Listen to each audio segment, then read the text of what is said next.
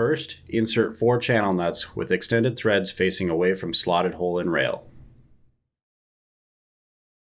Then insert end caps into both sides of rail and tighten retaining screws. Next, cut out provided drill guide and marked hole. Align drill guide with bed cap at rear of box, then mark for bolt location. Drill hole through bed cap and metal. Then align rear hole in rail with drilled hole in bed cap. Insert self-threading bolt, then tighten. Do not fully tighten.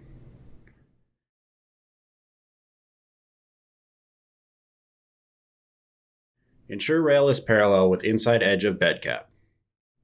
Using holes in rail as template, drill hole through bed cap and metal at middle and front of box. Next, insert self-threading bolts into middle and front holes. Tighten bolts until flush.